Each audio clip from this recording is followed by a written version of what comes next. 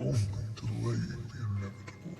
Honestly, stencil fucks, you've said so yourself that your artwork has become stale and dreary, and you're so engrossed with your own ideas that you can't articulate and it becomes tedious and repetitive. Why must you still persist? Because I have to at least try. There's something fascinating about superhero movies, and in general fantasy movies, that usually pit a hero versus a villain against each other. But at the end of the day, when you're rooting for that superhero to stop the villain at all costs and save everybody, it's very rare that you'll find somebody empathizing with the villain and hoping that they'll be saved as well.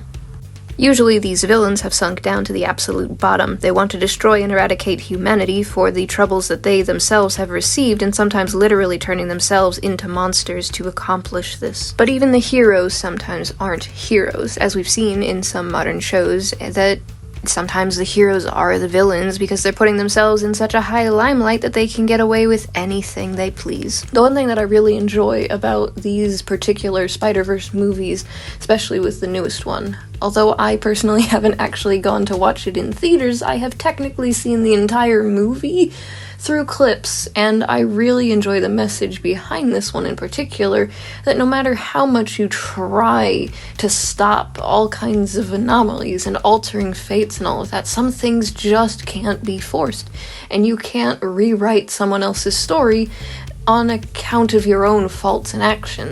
This can also be whether someone is younger or older than you and they know something that you don't, and it's frustrating to admit they're right. No matter how many times I look back at the past and think, why did that have to happen to me? What could I have done better? I've learned from each of these as life lessons, and although I cannot predict the future, I am at least a little bit more prepared and have a little bit more wisdom under my belt, so to speak, but I still worry about the future. It's just something that I feel I inevitably will have happen.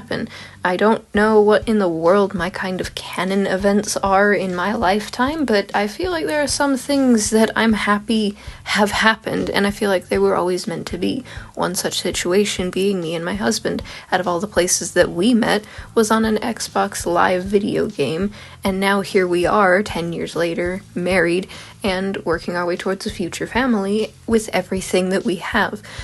A lot of things that I've also learned over time can be with family by blood or found family and friends, is that no matter how well-intentioned you are, everyone has to live their lives, whether that's practically side by side every day or much further spaced out and you only get to talk once in a blue moon. It's something that you get to enjoy those moments of life while they're still there, and you learn from them. And although some people may do some actions that you either find irredeemable and you have to cut ties with, or other actions that are just silly that you could offer them advice for, it doesn't mean that they're going to take it. And I like these kinds of life lessons, and the older I get, the more that I learn about people, and the more worried I am for how I come across to others. But I can't worry about how I personally come across to every single person, because I grew up as a people pleaser for a very strict household, and it never helped for my health or anything like that. I'm an emotional wreck now still because I over-emotionalize things, ramble, and tons of other things, but that's just who I am, and I'm learning to adapt, and other people who understand and have patience with me, I appreciate.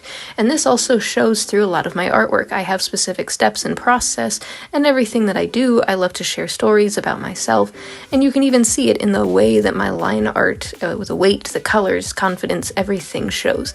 With my character Pitfall, my own kind of Spider-Woman story of how Pitfall is developed, I'm terrified of heights. So that would be one hurdle that Pitfall would have to overcome, perhaps when their own sort of version of Uncle Ben is in an accident and dies, and they have to stop villains, and they understand that life's cruel and unjust, and no matter how much you wish you could go back to change it, you have to keep moving forward. And although she is terrified of heights, I imagine that it's probably kind of one of those funny scenarios of parkouring, but with multiple spider webs shooting out of her hands, and a more hilarious idea that my husband helped me come up with when I mentioned that she bungee jumps, grabs the enemies, and wraps them up like a little burrito of just a trio of bad guys where one after the other disappears, and the last one remaining looks around and is like, Joe, Billy, and then just get snatched up and wrapped up like a burrito and tossed into the back of a police van, and the day is saved. As silly and whimsical as these ideas are, it's something that I'm glad that I'm not keeping to myself and get to share with all of you online. And one other hilarious thing that my husband and I were mentioning is after I showed them this, they were like, that pose seems awfully familiar, and I paused and I stared and I was like, oh, I know what you mean. Leave me alone!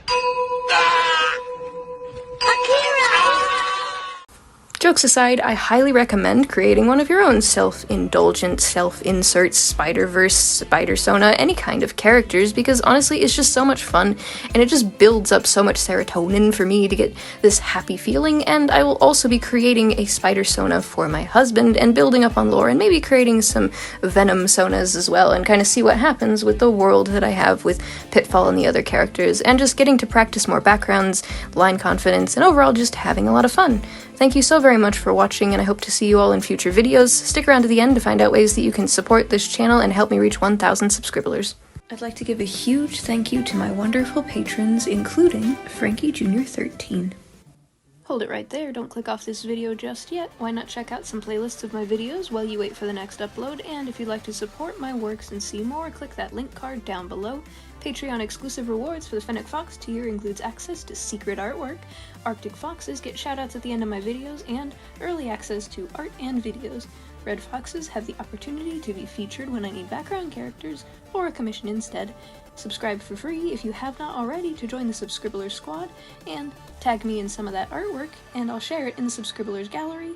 Stay possum, and I'll see you later. Bye-bye.